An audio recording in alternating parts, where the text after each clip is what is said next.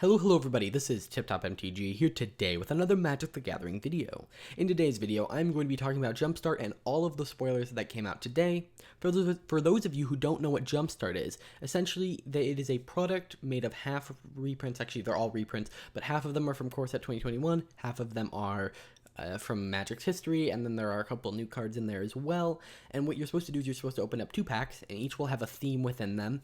And you combine them together and you get your deck. Now, what these themes are, they're not just like goblins and then you get a bunch of random goblins. How it works is they are like mini pods. Like you'll get it's kind of like pulling a deck. You're going to get a random goblin deck and they're going to be like pre-made out. Like here, you'll see it here in a second. So what I'm going to do is I'm going to show you the different like pods or the different themes and show you all the cards within them. And then I'm going to break down all of the Jumpstart cards. So first we have the well-read, packs. You might open this exact pack and it will not be just random assortments of cards like this. It will be these exact cards. Now this is well-read number 1. Now there are some interesting cards in here. I'm not going to talk about the Core Set 2021 ones, but you can see the full list here. Moving on to the Jumpstart ones, we have Ruined Servitor. It's a 2-cost artifact creature construct, and when it dies, each player draws a card. It's a 2/2, and if you looked at the overall theme of this, I want to draw a lot of cards, so this is pretty good. A 2/2 for 2s, not bad in this format of Jumpstart, and the fact that it synergizes with your deck is really good. Narcolepsy, it's a 2-cost blue enchantment aura, and it says at the beginning of your upkeep, if enchanted creature is untapped, tap it.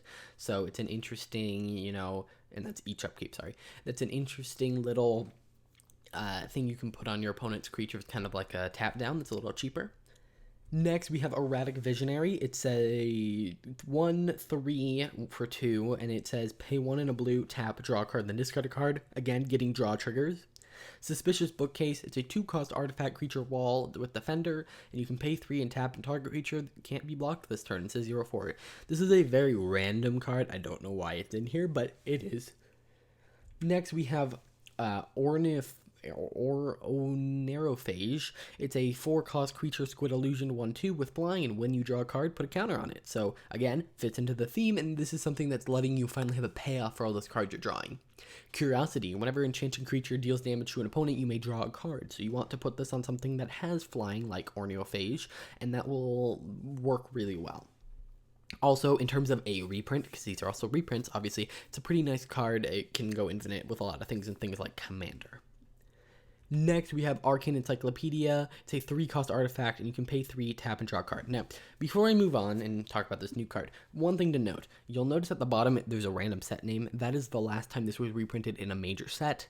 And then also, all of these cards, or at least most of them, are going straight into Historic on MTG Arena. So when evaluating the rares and the mythics and some of the uncommons, I will talk about their impact on Historic, but a lot of the commons are kind of filler. So here we have Ormos Archive Keeper. It's a 6-cost blue legendary creature Sphinx, 5/5 with flying, and if you would draw a card while your library has no cards in it, instead put 5 counters on it. So this doesn't say you win the game, but it says instead. So this essentially protects you from milling yourself. So it's a very interesting kind of lab man kind of thing, but instead of actually saying you win the game, you just don't die. And then you can pay 3, 10, discard 3 cards with different names and draw 5 cards. So very potent and is clearly the thing you're going to want to get out. So yes, it has a reward for drawing your entire library. It gives you a way to draw a bunch of cards. Very good. And this is the 14th new card we've seen. And in Historic, I could totally see this doing something, but maybe not. Probably not, actually.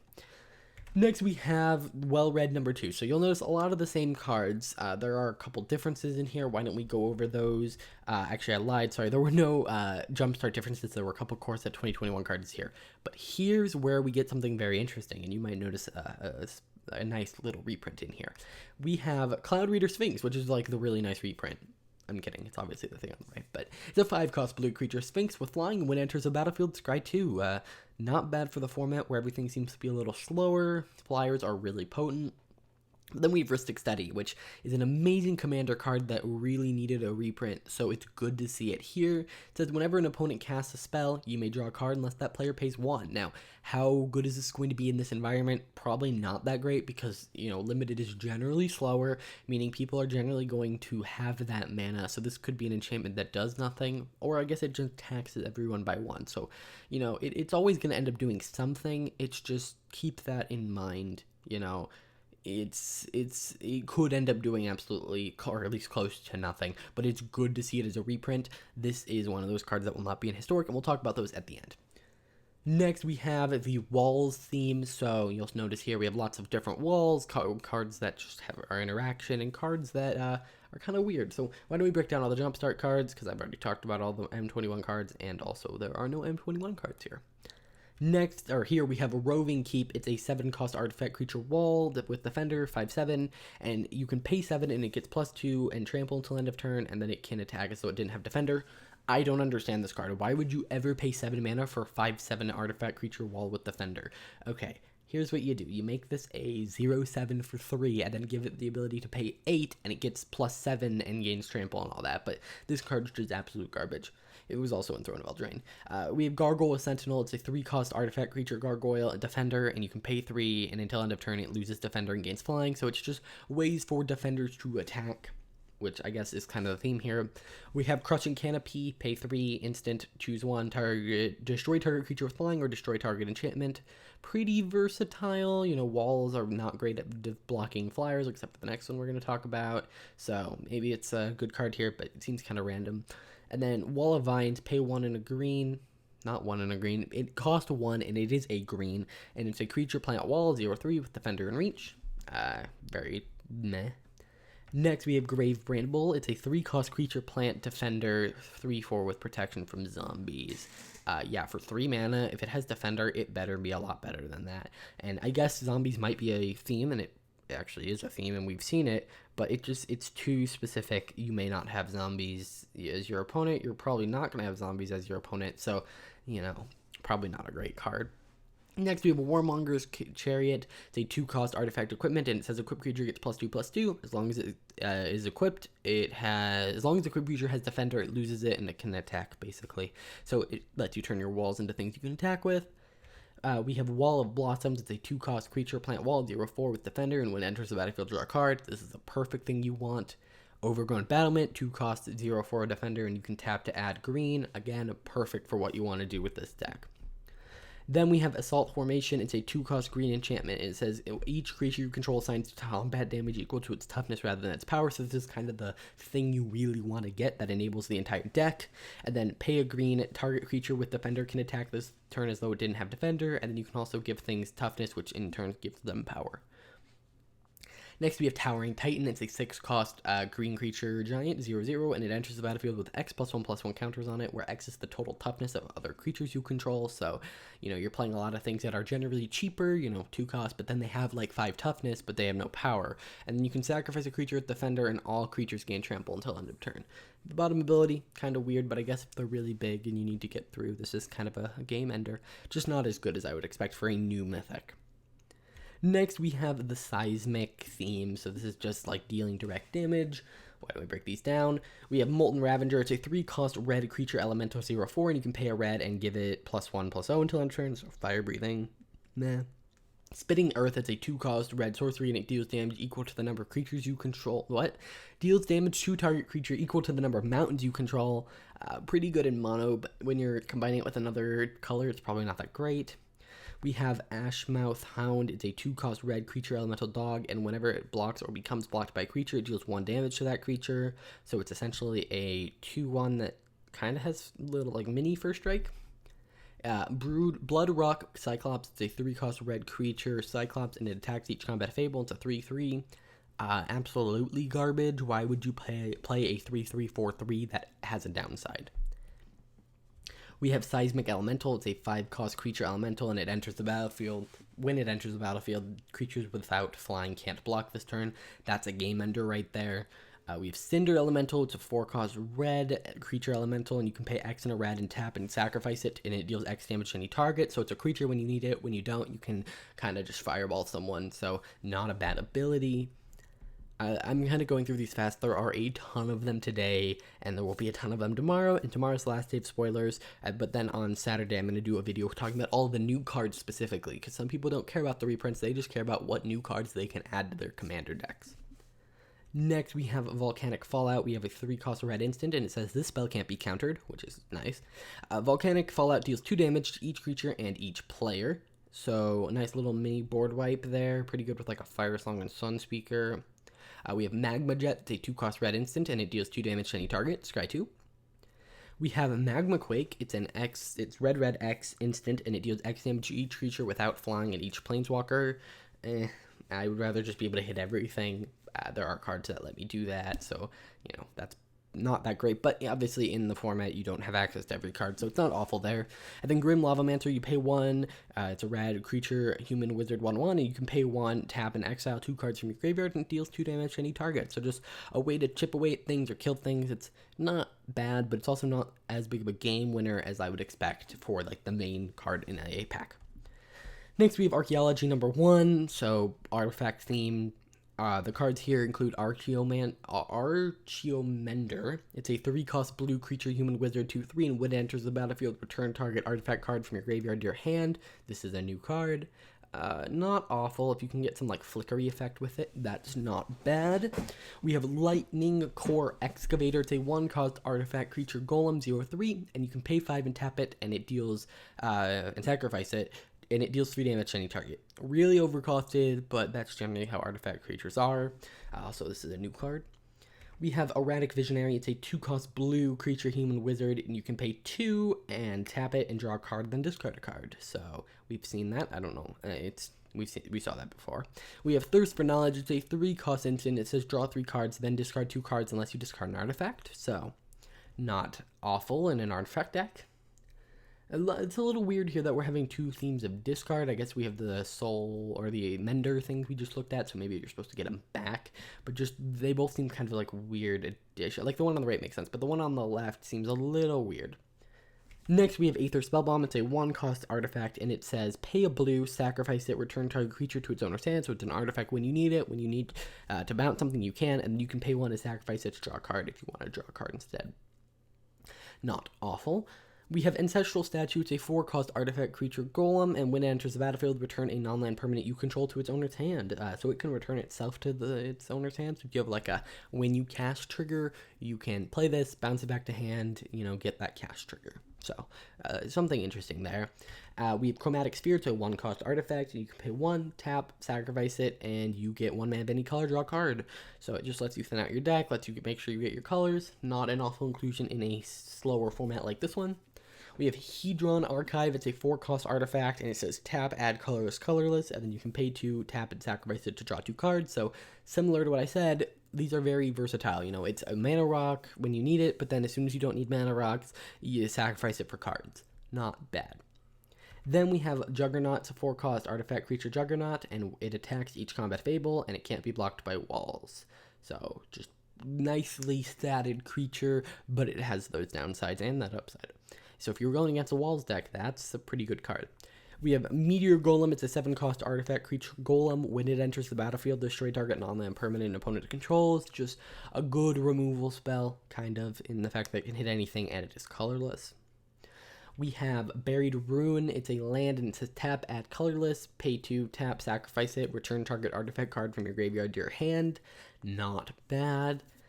We have Scholar of the Lost Trove. It's a 7-cost blue creature Sphinx, 5/5 with flying, and when it enters the battlefield, you may cast target instant, sorcery, or artifact card from your graveyard without paying its mana cost. If an instant or sorcery spell would cast this way would be put into your graveyard this turn, exile instead. So here's why we wanted to discard a bunch of things, because here you're going to be able to take some like big artifact, whether it be Meteor Golem or whatever that you discarded, and just throw it onto the battlefield. So not bad as a new card. It's kind of an interesting place, but at 7 mana, are you really free casting at that point? I mean, I guess if you're casting like a 15 mana thing, yes, but at that point you should have so much mana that it doesn't really matter that you like cheated on 2 mana. It's like, oh, okay.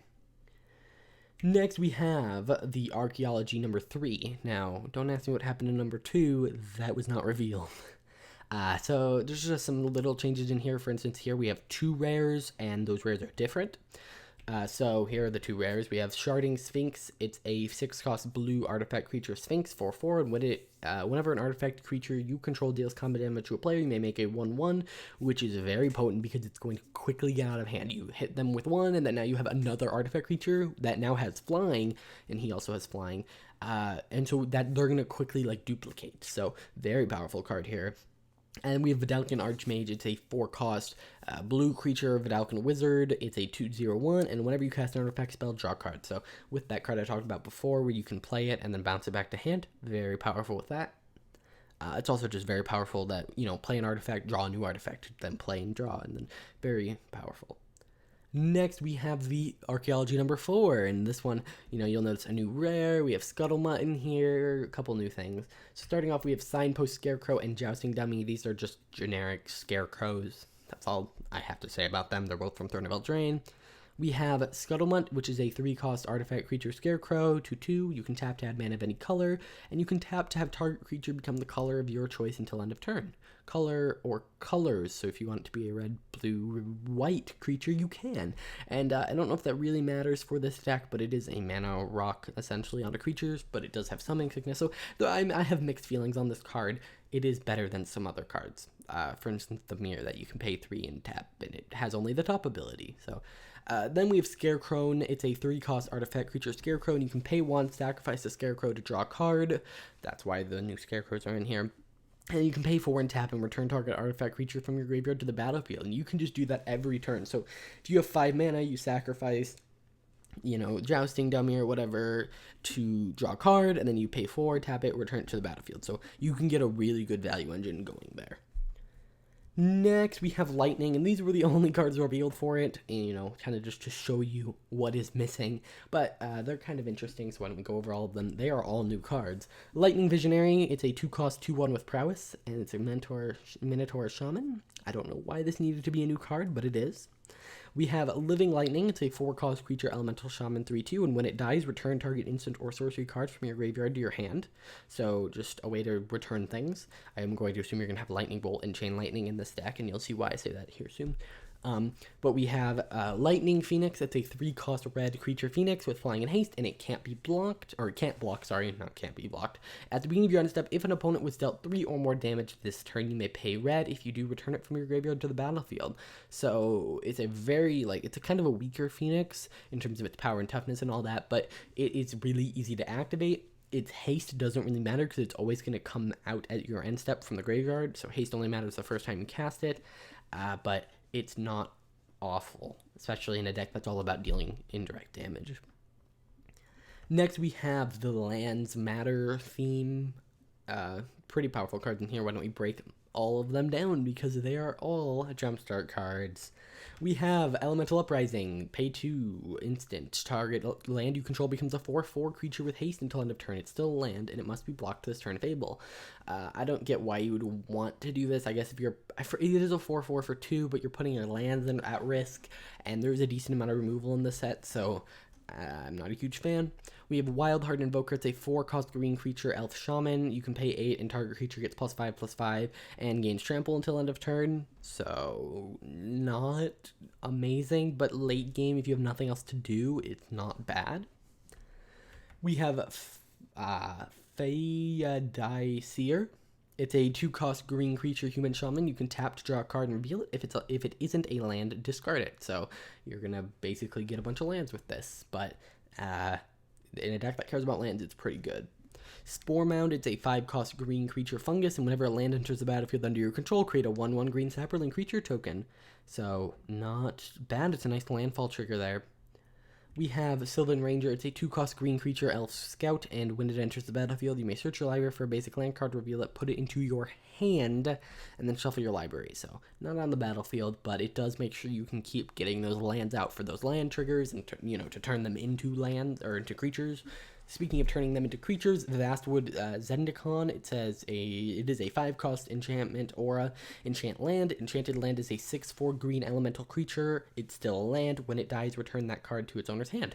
So this kind of gets rid of the problem of, you're sacrificing your lands, because if it dies, you get your land back to your hand and you can play it the next turn. So not an awful card. It's a nice way. I mean, you're paying 5 for 6 power. It's kind of just a 5/5 for 5, but you have to sacrifice your land, so not a great deal. But the returning it to hand is nice because you will get another land enter the battlefield trigger. Next, we have Fertilid. That was reprinted in Nightcore. I'm not really going to talk about it. Zendikar Royal. It's a 5-cost green enchantment. Whenever a land enters the battlefield under your control, create a 2/2. Amazing card. Should go in a lot of landfall decks. very, very potent and powerful. We have Feral Hydra. It's an X and a green for a creature Hydra Beast 0/0, and when it enters the battlefield with X+1/+1 counters, and then you can pay 3 and put a counter on it, and any player may do that. So if your opponent wants to be nice to you, or if they have something that's like hit something with power 4 or greater, and it's a 3 cost, they can technically do that. Then Awakener Druid. It's a 2/3 cost creature human druid, and when it enters the battlefield, target force becomes a 4/5. For as long as it remains on the battlefield, it's still a land. So you're paying 3 for essentially a 5/6, but they're 2 different creatures, but you might have to sacrifice a land for it. So, it's not amazing. I'd rather just, I don't know. It's not, at this rate, it's not awful.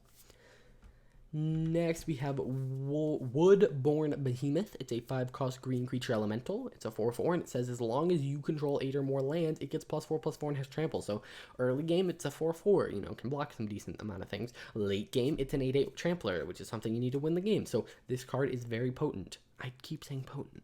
It's a very powerful card. We have Oracle of Moldiah. It's a 4-cost green creature elf shaman, and you may play an additional land on each of your turns. Play with the top card of your library revealed. You may play lands from the top of your library. So this was a card really needed for reprints, or for Commander as a reprint. And so I know a lot of people are happy about seeing this card reprinted. It is very, very powerful in both this format, where you're going to want to play a bunch of lands, and also in Commander. Next, we have Ulvenwald Hydra. It's a 6-cost green creature Hydra with reach, and its power and toughness are equal to the number of land you control, so you're going to want to play a lot of lands. And whenever it enters the battlefield, you may search your library for a land card and put it on the battlefield tapped. So you're going to, ramp yourself, get a huge creature. This is probably your win con in the deck. Next, we have the laboratory theme. So this is kind of wizards is the theme here. We only really have 4 wizards, but you do need spells to support your wizard, so we'll have to see. We have Crookclaw Transmuter. It's a 4-cost blue creature bird wizard, 3/1 with flash and flying, and when it enters the battlefield, switch target creature's power and toughness until end of turn. That can be very devastating against a lot of different opponents when doing combat, and since it can be flashed in, it can be used as a combat trick. I like the card a lot. We have Peel from Reality. It's a 2-cost blue instant. Return target creature you control and target creature you don't control to their owner's hands. Now, I dislike this card. Now, here's why. You might be thinking, oh, you get a 2-for-1, but, okay, let's think about the scenario where you want to use this. Someone's targeting your thing, you want to protect it. Okay, you're bouncing something of yours back to hand. Now, what if your opponent doesn't have something to bounce? Well, then you can't cast the spell.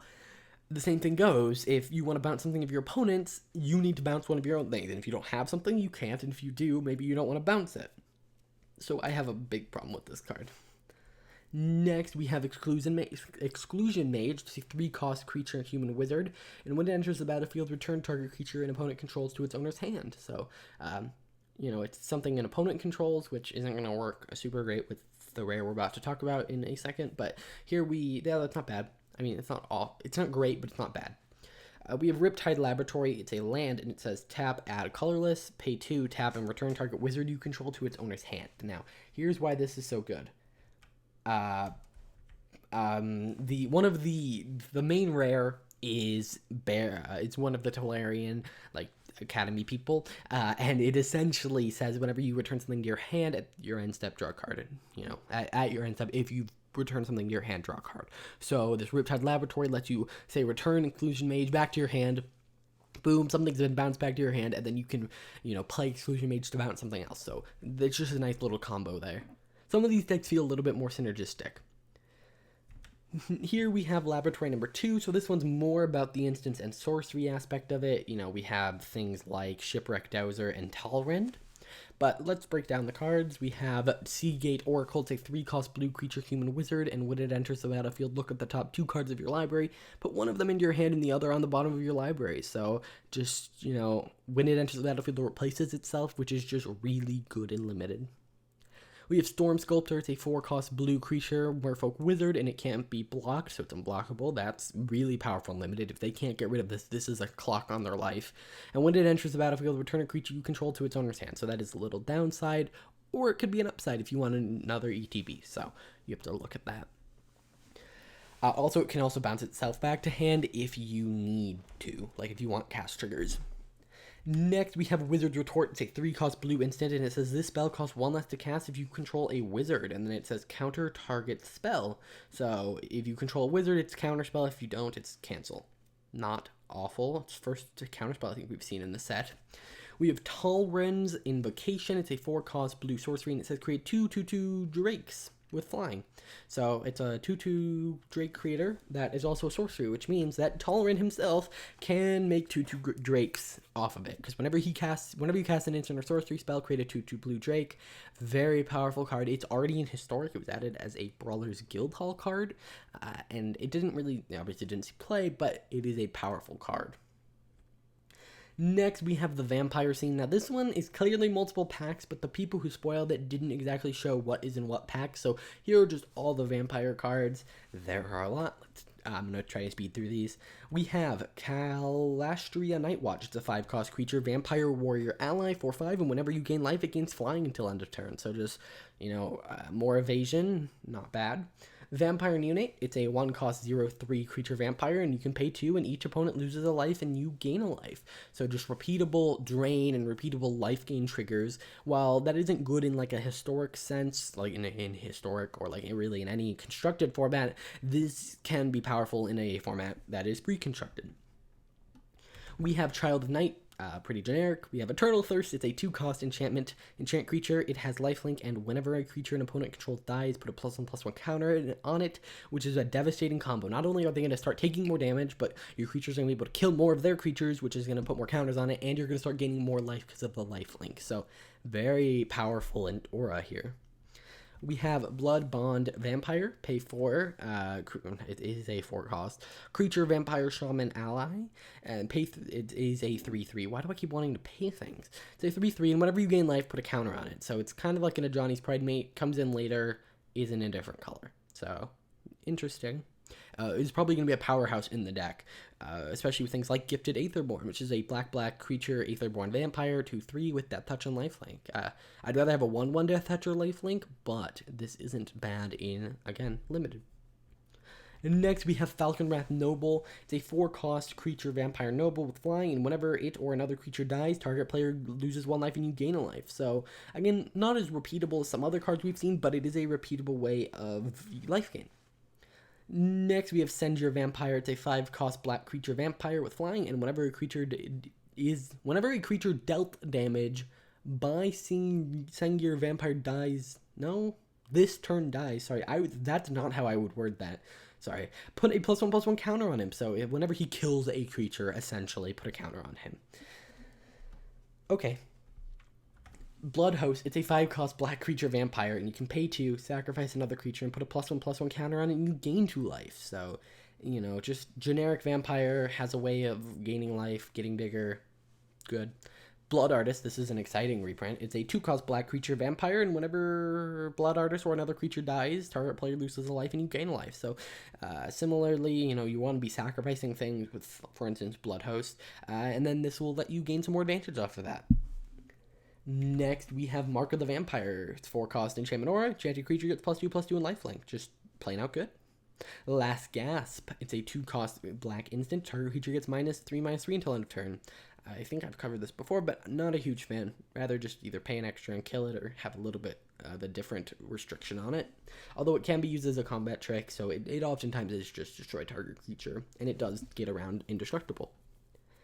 Next, we have Exquisite Blood. This is another exciting reprint. It's a 5-cost black enchantment, and whenever an opponent loses life, you gain that much life, so essentially gives lifelink to everything, but if it already had lifelink, then you gain life twice, and, it works like if they pay life for something, you gain life, so not bad. Like, that's a very potent card in any life gain deck.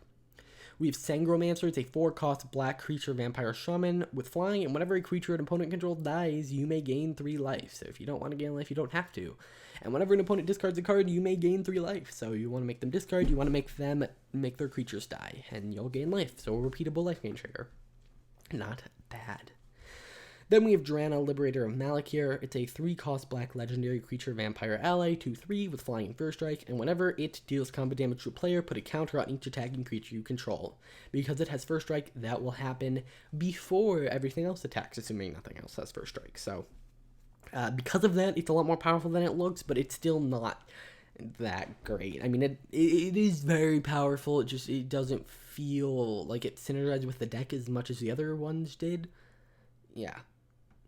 Next, we have Tree Hugging. This is just, generic, like, I'm going to have Tree Folk deck, essentially, or like nature deck. So we have Explore, play an additional land this turn, draw a card for 2. Not a wonderful card, but in limited, it's a nice way to ramp. We have Crushing Canopy. We talked about this earlier. We have Ambassador Oak. It's a 4-cost creature, Tree Folk Warrior. When it enters the battlefield, create a 1/1 elf creature token. So just a nice little, basically 4/4/4/4, but it splits up into 2, which is better than having it at 1 a lot of the time. We have Aggressive Urge. It's a 2-cost green instant, and target creature gets +1/+1 until end of turn. Draw a card. Because of that draw card, it becomes very good. Obviously, otherwise it would be very useless. But 2 mana for just a +1/+1 boost is not great. I'd rather just burn the card and have it cost 1 and get +3/+3. Next, we have a Wall of Blossoms. We talked about this a little bit earlier as well. We have Nature's Way. It's a 2-cost green sorcery, and it says target creature you control gains vigilance and trample until end of turn. 8 deals damage equal to its power to target creature you don't control. This card's insane. Like, Rabid Bite. I know that's not a wonderful card, but it does basically the same thing, but doesn't have the vigilance and trample clause. So get rid of something, make it be able to swing, make it hit past things. Very powerful card. This is like a bomb. If it was instant, this would be insane. Next, we have Primordial Sage. It's a 6-cost green creature spirit, and whenever you cast a creature spell, draw a card. Very powerful card. It costs a lot, unfortunately, but it will let your engine keep going, and you won't just start top decking. Then we have Tree Hugging 2, just some slight modifications with Wild Size here. Target creature gets +2/+2 and gains trample until end of turn. Draw a card. Much better than the other card we talked about. Yeah. Then we have Tree Hugging 3. We see another tiny little change here, but it's things we saw before. And then we have Tree Hugging 4, which our changes here are the rares. We have Verdant Embrace. It's a 5-cost green enchantment aura. Enchant creature. Enchanted creature gets +3/+3, and at the beginning of each upkeep, create a 1/1 green sapling creature token, which is very powerful for 5, sorry. But if your opponent removes the creature, then you're getting 2 for 1. So keep that in mind. We have Soul of the Harvest, which is a 6-cost creature elemental, 6/6 with trample, and whenever another non-token creature enters the battlefield under your control, you may draw a card. So, a 6/6 for 6 with trample is really good and limited. Add in, you get to draw a bunch of cards. This is insane. Obviously, the double rare packs are the better packs. Then we have Dinosaurs. So these are cards that are just dinosaurs. We have something really interesting here. We have a reprint of 2 legendaries in this. We have Gulta, and I think what more people are excited about, Selvala. So why don't we break down the cards in this? We have Savage Stomp. It's a 3-cost sorcery, and it says this spell costs 2 less to cast if it targets a dinosaur you control, and then put a +1/+1 counter on target creature you control, then that creature fights target creature you don't control. So it's a fight spell that costs 1 and puts a counter on things in this deck, essentially, because you're always going to be targeting a dinosaur. So in this deck, it's amazing. Drover of the Mighty, it's a 2-cost green creature, human druid, and it gets +2/+2 as long as you control a dinosaur, so it's a 3/3, and it also lets you ramp. So, again, in this deck, it's really good. So far, everything's super synergistic, and if you look at the whole deck, it is a pretty synergistic deck. We have Gulta, 12-cost, legendary creature, elder dinosaur, 12/12, but it costs X less to cast, where X is the total power of creatures you control, and it has trample. This is what ends games. If they can't get rid of this, they are dead. There is no creature that's bigger. Yes, they can have Death Touch, yes, but just in general, the game is dead. And when you add on to that you could then cast Selvala and add X mana of any combination of colors, where X is the greatest power among creatures you control, by paying a green and tapping it, you can essentially pay like 3 mana for Gulta, and then use Selvala to generate 11 mana. Insane. This is probably one of my favorite of the packs, and is one that I would want to draw. On top of that, whenever another creature enters the battlefield, if its controller may draw a card if its power is greater than each other creature's power. So if you're playing the biggest things, you're going to draw more cards, and that's what the dinosaur deck is going to be doing. Insane value. This is crazy. I talked about my building Commander Collection Green video, or I talk about Commander Collection Green in it, and I said Selvala would be an interesting card to put in there, but they would never reprint it. But in that product, but this makes it seem either, I don't know, more likely, less likely, I'm not sure. Let me know what you guys think.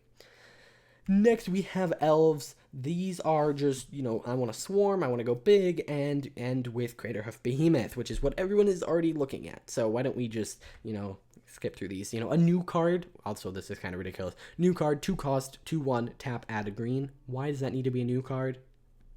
Whatever. We talked about Wildheart Invocator before. We have Presence of Gond. It's a 3 cost green enchantment aura, and enchanted creature has tap, create a 1/1 green elf warrior creature token. So just a way to go the wide. Again, very powerful for the mana cost, but you have to remember if they kill it, you're getting 2 for 1. It's not just a creature that has this ability. We have Gearapper Guide. It's a 3 cost green creature elf scout, 3/2, and pay 3, and target creature you control can't be blocked by creatures with power 2 or less. So you make sure that, you know, you can get your big thing through. Not a huge fan of it in this deck.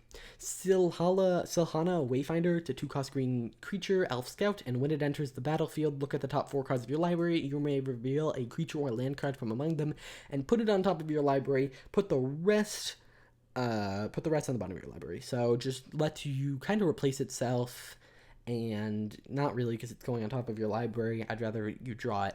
This card's just meh. Overall, the whole deck seems kind of meh so far. Dwin's Elite, 2 cost green creature elf warrior for 2. And it enters the battlefield. If you control another elf, you get a 1/1. So not bad if you're trying to swarm. Ren's Run Vanquisher. It's a 2 cost green creature elf warrior, 3/3, and as an additional cost to cast the spell, reveal an elf card from your hand or pay 3. So it's a 3/3 for Death Toucher for 3 that essentially makes you reveal an elf card. And if you can't, well, then you're probably late in the game. You can probably pay 3, so I like this card. Then we have Elvish Archdruid. It's a 3 cost green creature elf druid. Other elf creatures you control get +1/+1, and tap and add a green for each elf you control. Insane card. Immediately amazing. 2/2. Great. Allosaurus Shepherd. It's a 1 cost green creature elf shaman, and it can't be countered. Green spells you control can't be countered. This is just already an amazing card, and will replace a couple cards in decks already. Then you can pay 6, and until end of turn, each elf creature you control has base power and toughness 5/5 and becomes a dinosaur in addition to its other types. Very random, very good in an elf deck. And then, of course, Crater Hoof Behemoth, nice reprint, thing that ends a lot of games in Commander. It's a very powerful card, and it is coming to Historic, which is kind of concerning unless they've updated their list of things. Because if you guys don't know, a lot of these cards aren't coming to Historic, whether due to power reasons or due to them being added to the game being an issue. So they have a list of cards. Last time I checked, it was 10 cards. And unless they've done it in the time I filmed this video, which is possible, it is being added to the game, and I just checked it is. So let's move on. So now let's move on to just some random cards. So yesterday they spoiled a bunch, but then when they talked about what they spoiled yesterday, they had a bunch of things that weren't actually spoiled. And some of the highlights from those, because this video would be an hour long if I went over everything, are Rise of the Dark Realms, 9 cost sorcery, put all creature cards from all graveyards onto the battlefield under your control. Kind of just a win the game card. We have Ghoul Caller Gisa. It's a 5 cost black legendary creature human wizard, and you can pay a black, tap, sacrifice another creature, and make X 2/2 black zombie creature tokens where X is the sacrifice creature's power. So you know, at least every turn you're making a new zombie because you sacrifice a 2/2 to get 2 2/2s. So not bad. And then Phyrexian Tower, an amazing card. Legendary land, tap, add colorless, tap, sacrifice a creature, add black. I could totally see this thing a lot of play in Historic. Then we have the cards that are not in MTG. So last time we talked about Exhume, Reanimate, Scourge of Neltoth, and Time to Feed, but new to the list are Ball Lightning, which we didn't see, it's probably in the Lightning deck, Chain Lightning, which we didn't see, it's probably in the Lightning deck, Seer, which we did see, it's probably just really powerful, Lightning Bolts, probably in the Lightning deck, Read the Runes, probably in the Draw Cards deck, maybe in Draw Cards number 2, maybe, we'll see, and then Rhystic Study, I am very happy about that. Those cards would be insane. Now, they're not even coming to the game, so it's not even like they're banned. They'll be replaced with something else. Alrighty, guys, it's been a really long video. I want to know what you guys thought about all the spoilers. I know no one's probably listening. This has been 40 minutes of me talking about cards. This has been insane. Tomorrow's the last day of spoilers. Check for those. If you enjoyed, hit that like button, subscribe, and I'll see you guys in the next video.